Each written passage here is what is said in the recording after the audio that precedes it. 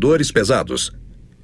Todos eram mais novos, rápidos e mais poderosos que qualquer cruzador pesado britânico. Quando ficou evidente que a guerra era iminente, Raeder enviou seus submarinos para esperarem nos mares do norte. Também ordenou que os couraçados Graf Spee e Deutschland cruzassem o Atlântico Sul.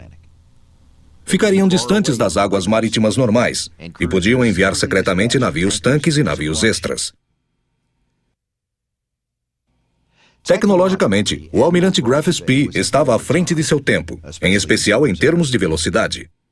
Alguns disseram na época que 2 navios iguais devem ter existido, o que explicaria o número de vezes em que foi avistado em locais distantes. Depois de ser encomendado em 1936, o almirante Graf Spee serviu como nau-capitânia até 1938 e fez missões militares internacionais de controle na costa da Espanha durante a Guerra Civil. Em setembro de 1939, o capitão Hans Langsdorff recebeu ordens de entrar na principal rota marítima entre Pernambuco, no Brasil, e a cidade do Cabo, na África do Sul. De setembro a dezembro de 1939, o almirante Graf Spee afundou 9 navios mercantes no Atlântico Sul e no Oceano Índico.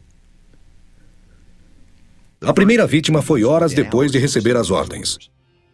Langsdorff seguia as regras de combate de guerra na época e disse sobre os tripulantes desses navios: nenhuma só vida foi perdida nos afundamentos. O cruzeiro capturado foi transferido para o navio-tanque Altmark. Mais tarde, esses 303 tripulantes foram libertados à força da Noruega pelo destroyer britânico HMS Cossack.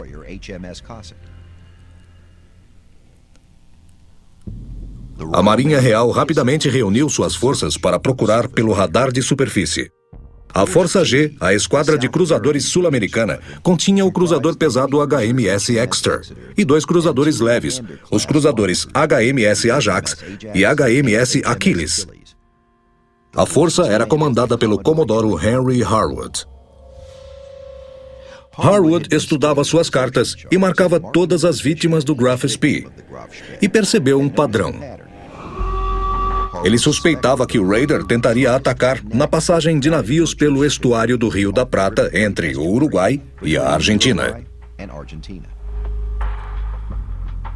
Os 3 couraçados estacionaram no estuário em 12 de dezembro e esperaram. Na madrugada de 13 de dezembro, observadores britânicos avistaram fumaça a nordeste. Era o couraçado de batalha de bolso alemão a menos de 32 quilômetros de distância. Harwood provou que seu palpite estava certo. Langsdorff viu os navios britânicos quase ao mesmo tempo em que ele foi visto e partiu em direção a eles imediatamente.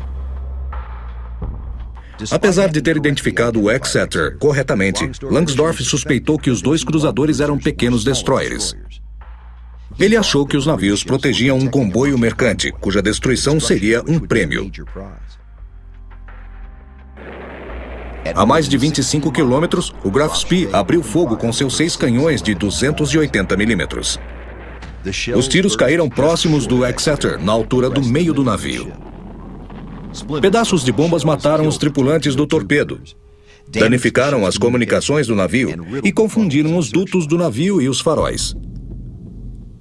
3 minutos depois, a uma distância excessiva, o Exeter começou a revidar. O Achilles disparou 1 minuto depois disso, e o Ajax 7 minutos depois que o navio britânico havia disparado. O primeiro grande episódio da Segunda Guerra Mundial havia começado.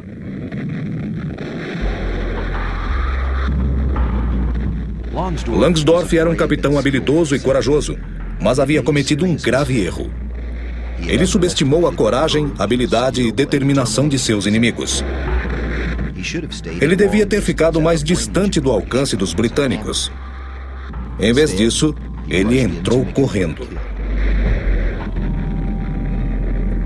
Enquanto se preparava para atacar, os canhões do Graf Spee de 280 milímetros começaram a disparar. O Exeter sofreu um disparo direto que danificou sua torre blindada, tirando de ação o navio e seus 2 canhões. Estilhaços de metralhadora atingiram a ponte, matando e ferindo a tripulação, exceto o capitão e outros 2. As comunicações do capitão Bell foram destruídas. Comunicações com a popa também foram destruídas. Durante o resto da batalha, o navio teve de ser pilotado por meio de mensageiros. Enquanto isso, o Ajax e o Achilles tinham se aproximado e começaram a disparar com tudo, acertando o Graf Spee. O Graf Spee começou a dividir a munição, disparando contra os navios. Então Langsdorff viu o Exeter retornar para o nevoeiro. O Exeter disparou 2 torpedos contra os tubos a este bordo, mas ambos erraram o alvo. O Exeter então virou para poder disparar seus torpedos de bom bordo, mas recebeu mais 2 tiros diretos de 280 milímetros. Um acertou a torre blindada e a colocou fora de ação. O outro entrou pelo casco e deu início a incêndios. Às 6h40 da manhã, uma bomba de 280 milímetros explodiu perto do Achilles, que estava alinhado com a ponte, causando avarias e mortes. Mas a artilharia continuou da posição secundária de controle. Nessa hora, o Graf Spee virou para oeste, encoberto por uma nuvem de fumaça. Os cruzadores leves agora andavam a 31 nós, tendo aumentado a velocidade dos 14 nós iniciais. Às 6h56, quase 30 minutos após o início, o Ajax e o Achilles viraram a este bordo para que seus canhões ficassem apontados para o Graf Spee. O pesado ataque forçou Langsdorff a se afastar e deixar uma cortina de fumaça. Às 7h10, os 2 cruzadores viraram para diminuir a distância de 13 quilômetros, embora isso permitisse que só seus canhões frontais disparassem. Às 7h16, o almirante Graf Spee virou a bom bordo e disparou contra o Ajax e o Achilles, que viraram a este bordo para proteger suas armas. Às 7h25, o Ajax foi atingido por uma bomba que destruiu a torre blindada X e emperrou a torre Y. Às 7h30, a torre restante do Exeter ficou fora de combate. Danificado, incapaz de atirar e de acompanhar a batalha, o Exeter desengajou e navegou para as Ilhas Falkland. Às 7h40, o Ajax e o Achilles estavam ficando sem munição e os britânicos decidiram mudar de tática. Harwood decidiu perseguir em segredo o Graf Spee, que navegava para o oeste. Ele queria esperar até a noite para atacar, quando poderia usar os torpedos.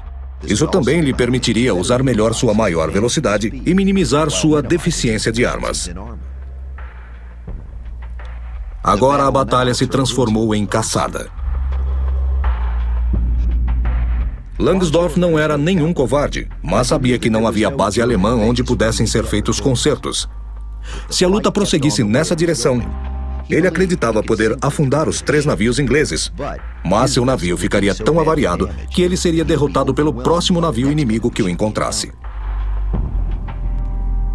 Como o estuário do Rio da Prata tinha bancos de areia que o dividiam, Harwood mandou que o Achilles seguisse o almirante Graf Spee. O Ajax cobriria qualquer tentativa do navio alemão de dar meia volta e retornar por outro canal. Às 20h48, com o sol se pondo, o Graf Spee entrou no Rio da Prata. O Achilles se aproximou mais uma vez e o Graf Spee abriu fogo. O Achilles recuaria? A última rodada foi disparada. Durante a batalha, um total de 180 homens morreu dos 2 lados, incluindo 36 do almirante Graf Spee.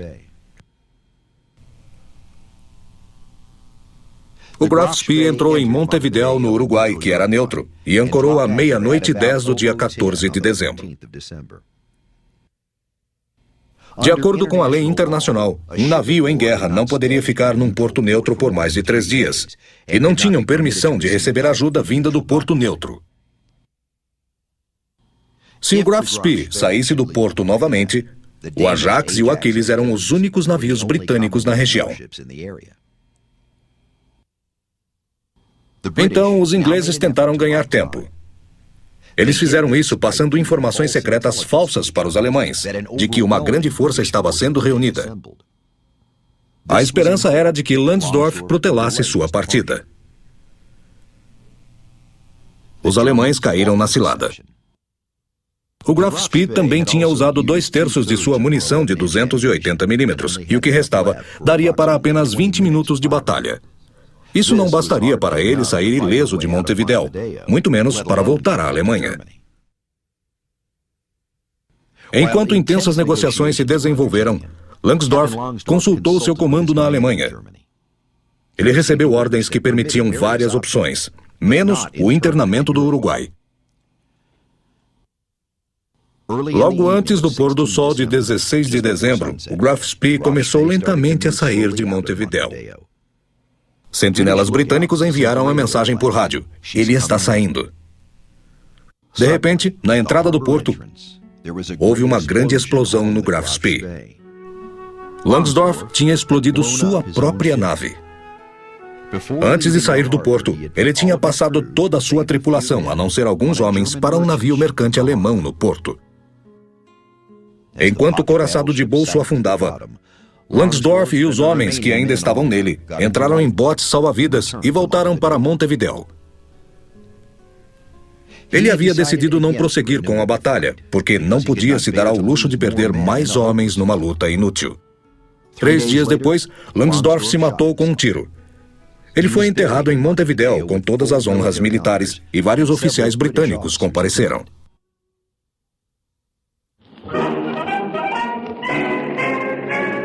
Quarto ato. Afundem o Bismarck.